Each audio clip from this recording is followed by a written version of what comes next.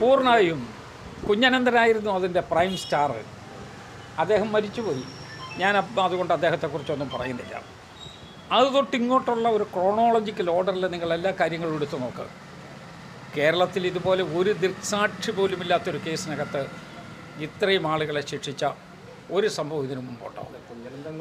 ഒരു ദൃക്സാക്ഷി പോലുമില്ല. നിങ്ങൾ ആലോചിച്ചോളൂ, ഒരു ദൃക്സാക്ഷി പോലുമില്ല. ആ ദൃക്സാക്ഷികളില്ലാതെ നടന്ന ഒരു സംഭവത്തിൽ ആ പോലീസ് ഉദ്യോഗസ്ഥന്മാർ എല്ലാ തെളിവുകളും നിരത്തി കോടതിയുടെ മുമ്പിൽ പവർ പോയിൻറ്റ് പ്രസൻറ്റേഷൻ വരെ നടത്തിയാണ് ഈ കേസിലെ തെളിവുകൾ കോടതിയെ ബോധ്യപ്പെടുത്തിയത്.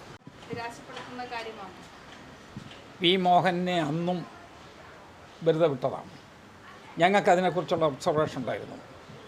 അത് ഹൈക്കോടതി പോയി, ഹൈക്കോടതിയും അത് കൺഫേം ചെയ്തു. ഞാൻ അതിനെക്കുറിച്ചൊന്നും പറയുന്നതേ ഇല്ല.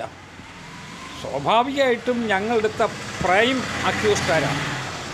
ആ പ്രൈം അക്യൂസ്ഡാണ് ഈ പറഞ്ഞിട്ടുള്ള ബാക്കിയുള്ള എല്ലാം. അതിനകത്തുനിന്ന് ഒരാളിന് പോലും രക്ഷപ്പെടാൻ കഴിഞ്ഞിട്ടില്ല. ഒരാളിനെ പോലും കോടതി വെറുതെ വിട്ടിട്ടുമില്ല. അത് രാഷ്ട്രീയമുണ്ടല്ലോ, CPM-ന്റെ സംഭവം നടക്കില്ല എന്നത് കൂടിയാണ്. ഞാൻ അതിനെക്കുറിച്ചൊന്നും അഭിപ്രായം പറയുന്നത്. ഞാൻ ആ കേസ് നടത്തിക്കുമ്പോൾ ആദ്യം മുതൽ അവസാനം വരെ ആ ഇൻവെസ്റ്റിഗേഷൻ ടീമിനോടൊപ്പം ഉണ്ടായിരുന്ന ഒരാളാണ്. ഞാനപ്പോൾ അതിൻ്റെ പരിധിയിൽ നിന്നേ കാര്യങ്ങൾ കാണാവൂ. ഞാനല്ലാതെ അതിനേക്കാൾ അപ്പുറത്തേക്ക് കടന്നു പോകുന്നത് ശരിയല്ല. രമയ്ക്ക് അങ്ങനെ ഒരു അഭിപ്രായമുണ്ട്.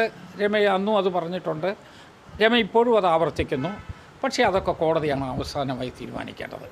ഞാൻ കോടതി എടുത്ത തീരുമാനത്തെ കറക്റ്റാണ് എന്ന് വിശ്വസിക്കുന്ന ആളാണ്. അതിൽ പോരായ്മകളുണ്ട് എന്ന് തോന്നിയിട്ടുള്ള ആളുകൾക്ക് അവർക്ക് അപ്പീൽ പോകാനുള്ള സൗകര്യവുമുണ്ട്. അങ്ങ് ആഭ്യന്തരമന്ത്രിയായിരുന്ന കാലത്ത് ഏറ്റവും കൂടുതൽ വെല്ലുവിളി നേരിട്ട കേസ് കൂടിയാണത്. ഒപ്പം ഇപ്പം സാർ ആഭ്യന്തരമന്ത്രിയായിരുന്ന സമയത്തുള്ള കേസാണ്, വിധി വന്നിരിക്കുകയാണ്. പി മോഹന് ആശ്വാസം എന്നുള്ളൊരു കാര്യം കൂടി ഈ കൂട്ടത്തിൽ തന്നെ 10 പേരുടെ വിധി ശരിവെക്കുന്ന ഒപ്പം തന്നെ ഇങ്ങനൊരു സംഭവം കൂടി വന്നിട്ടുണ്ട്. യഥാർത്ഥത്തിൽ ഗൂഢാലോചന കുറ്റമടക്കം ഈ കേസിനകത്ത് കേരളം കണ്ടുപിടിക്കേണ്ട ചില കാര്യങ്ങളുണ്ട്. ഈ കേസ് നടത്തിപ്പ് വളരെ കൃത്യമായിരുന്നു എന്നുള്ളതിൻ്റെ തെളിവാണ് ഇന്നിപ്പോൾ ഏറ്റവും അവസാനമായിട്ട് ഹൈക്കോടതിയിൽ നിന്ന് വന്നിട്ടുള്ള വിധി. കേസ് നടത്തിപ്പിൻ്റെ കാലത്ത് കുറേ പ്രക്ഷോഭങ്ങളുണ്ടാക്കി, രാജ്യവ്യാപകമായി ജാഥകൾ നടത്തി, സമരം നടത്തി, എല്ലാം നടത്തി. പക്ഷേ ഞങ്ങൾ നിശ്ചിത ലക്ഷ്യത്തിൽ നിന്നൊട്ടും മാറിയില്ല. അത് നീതിബോധത്തിൻ്റെ ഒരു ലക്ഷ്യമായിരുന്നു. ആ ലക്ഷ്യം പൂർണ്ണമായി ഹൈക്കോടതി ശരിവെച്ചു എന്നുള്ളതാണ് ഇതിൽ നിന്ന് മനസ്സിലാക്കേണ്ടത്. കേരളം ഇളകി മറിഞ്ഞ ഒരു കൊലപാതകമായിരുന്നു ശ്രീ ഇ പി ചന്ദ്രശേഖരൻ്റെ വധിക്കുന്നതിന് വേണ്ടിയാണ് നടത്തിയത്. അതിൽ സംസ്ഥാനത്തിന് പുറത്തുള്ള ഗുണ്ടകളുണ്ടായിരുന്നു, ബോംബെ കേന്ദ്രീകൃതമായി പ്രവർത്തിച്ചു കൊണ്ടിരുന്ന കുറേ ആളുകളുണ്ടായിരുന്നു. ഇവരെല്ലാവരും കൂടി ഈ ഗുണ്ടാ സംഘം ഒരുമിച്ച് ചേർന്നാണ് മുഴക്കോടി മലയിൽ അവർ തമ്പടിച്ചിരുന്ന സ്ഥലത്ത് നിന്ന് പോലീസ് അവരെ പിടിച്ചത്. പോലീസിൻ്റെ ഹിസ്റ്ററിയിൽ ഏറ്റവും കൂടുതൽ റെക്കോർഡുണ്ടാക്കിയ ഒരു ഇൻവെസ്റ്റിഗേഷനാണ്. അന്ന് ആ ഇൻവെസ്റ്റിഗേഷൻ്റെ നേതൃത്വം കൊടുത്ത പോലീസ് ഉദ്യോഗസ്ഥരെ ഞാൻ ഇപ്പോഴും ഒരിക്കൽ കൂടി അഭിനന്ദിക്കുകയും ചെയ്യണം. ഈ കേസിൽ പ്രതികളായിട്ടുള്ള ആളുകൾ അവരെല്ലാം നിരപരാധികളാണ് എന്ന് അന്നും CPM പറഞ്ഞിരുന്നു. അതിൻ്റെ തുടർന്നുള്ള അവരുടെ നിലപാടുകളിലും അതിൽ ആ രൂപത്തിൽ തന്നെയാണ് ഉണ്ടായിരുന്നത്. ഞങ്ങൾ അതിനോട് കൃത്യതയോടുകൂടി തന്നെ അന്ന് മറുപടിയും പറഞ്ഞിട്ടുണ്ട്. ഇന്ന് ഞങ്ങളെടുത്ത നിലപാട് കറക്റ്റാണ് എന്ന് ഹൈക്കോടതി കണ്ടെത്തിയതിലുള്ള സന്തോഷം ഞാൻ രേഖപ്പെടുത്തുകയാണ്. പി മോഹനെ പക്ഷേ ആ ഒരു ആവശ്യം ഇല്ല, കീഴ്ക്കോടതി തന്നെ പി മോഹനെ അന്ന് വിട്ടിരുന്നു. അന്ന് പി മോഹനെ കീഴ്ക്കോടതി തന്നെ വിട്ടിരുന്നു. അതിൻ്റെ ഡീറ്റെയിൽസ് ഞാനിപ്പോൾ പറയുന്നില്ല. അത് ഈ സന്ദർഭത്തിൽ ചർച്ച ചെയ്യാൻ പറ്റുന്ന ഒരു വിഷയമല്ലത്. അതുകൊണ്ട് ഞാനത് പറയുന്നില്ല. കീഴ്ക്കോടതി അന്നും ശ്രീ പി മോഹനെ വിട്ടിരുന്നു.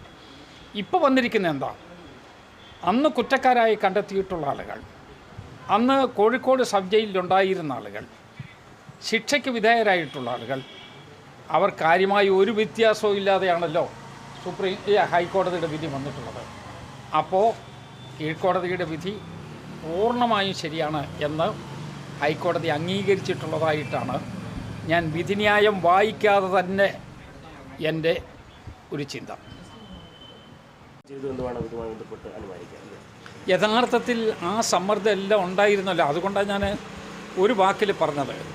ഒരു ദൃക്സാക്ഷിയില്ലാത്ത ഉണ്ടായ കൊലപാതകമാണ്. അതിൻ്റെ അർത്ഥം എന്താ? അത്ര പ്ലാൻഡായിട്ട് നടത്തിയിട്ടുള്ളതാണ്. ആ പ്ലാൻഡായിട്ടുള്ള കൊലപാതകം കേരളത്തിൻ്റെ മണ്ണിൽ ഇതുപോലെ തെളിവുകളോടുകൂടി കോടതിക്ക് മുമ്പിൽ എത്തിച്ച് കോടതി അതിൽ വിധി പ്രഖ്യാപനം ട്രയൽ കോടതി നടത്തി, അപ്പീൽ കോടതിയിൽ ചെന്നു. അപ്പീൽ കോടതിയും ട്രയൽ കോടതി എടുത്ത തീരുമാനം കറക്റ്റാണ് എന്ന് പറഞ്ഞു. ഇതിനേക്കാൾ കൂടുതൽ ഒരു ഇൻവെസ്റ്റിഗേഷൻ്റെ കാര്യത്തിൽ അഭിമാനം തോന്നാൻ വേറെ എന്താ ഉള്ളത്? അതായിരുന്നു അന്നുണ്ടായിരുന്ന പോലീസ്. അവർ കൃത്യതയോടുകൂടി അവരുടെ ജോലി ചെയ്തിട്ടുള്ള ആളുകളാണ്. ഞാൻ അതിനകത്ത് അഭിമാനം കൊള്ളുകയും ചെയ്യുകയാണ്.